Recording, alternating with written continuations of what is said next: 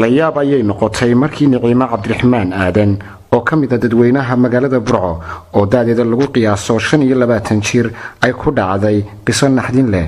kadib markii ay la kulantay sida ay noo sheegtay tacaddi ka dhan ah ka ganacsiga aadamaha oo dhawaanahan laga dareemayay magaalada Burco waxay ka warbixinaysaa qisadani sidii ay ugu dhacday markii ugu horeysay adeeg baan doonay suuqan tagay kadib markaan suuqa tagay gabadh baa iga hortimay gabadhu way isku kay dhufatay kadib markay isku kay dhufatay waan kala jeestay bacdaan adeega ku doonayna waan tuuro waan raacay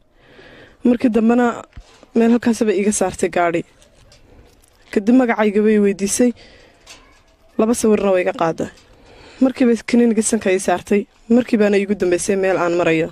kadib waxaan baraarugay aniga oo qalbigu wada xidhan yahay beerkana wax qabow la iga marinayo kadib labada gabcoodna waxa la iga qaaday laba shilish oo dhiiga kadib waxay samaysay kaniinigiskii baxsanka la saara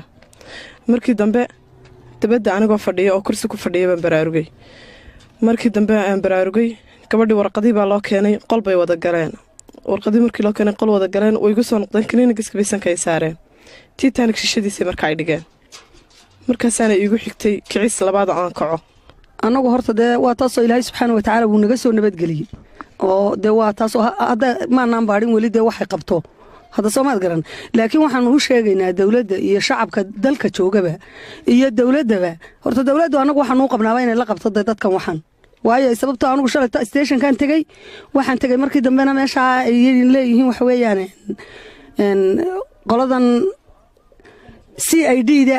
waanu tegey sariyo inta sare la eegay baa laygu yidhi maxaad ka sheekaynaysaa ma qof intan leeg baa la qaataa meesha iskaga tagadeer wax la qaatayna ma jiraan hablaha yarna marba gidaar ba isla soo dhacaan masaydhan waa nala qaata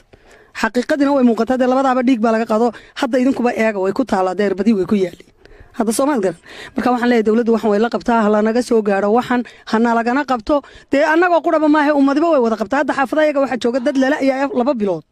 ayaa lala ayaa meel ay sayn iyo cirib ku jareen qaar la kaxaystay oo dadkii kaxaystay keenay ayaa jira oo aan cidi waxba uga qabanin oo iyagii daalac loo raaco la xidhxidhay hadda soomaad garan marka waxaan leenahay dowladdu sidan si ha ku bedesho taliska ciidanka booliska ee gobolka Togdheer ayaa fogeeyay arrintaasi iyagoo ku tilmaamay inay tahay ku tirikuteen suuqa ku jira iyo inaan ilaa iminka la soo gaarsiin dhibanayaal arrintaasi ku dhacday waxaan ku soo noqonayo maalmahan magaalada ee maartay wadankeennaba leeyahay dad baa la sixraa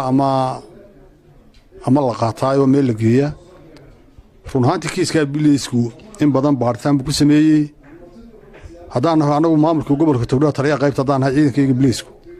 baaritaan badan baanu ku samaynay weli wax raadahoo arrintaasoo aanu dee taaban karno oon bulshada u soo bandhigi karno ma jiraan waxaana jira dadka cabashada suuqay u badan tahay cabashadu oo dadka suuqa ka sheekeynaya u badan tahay laakiin wax life annaga noo hor yimaada oo kiiska aan wax ka qaban weynay ma jiraan baaris badan waanu samaynay weli waxaan hawshaa u taabanaana ma jiraan dadkii maarta sheegayaana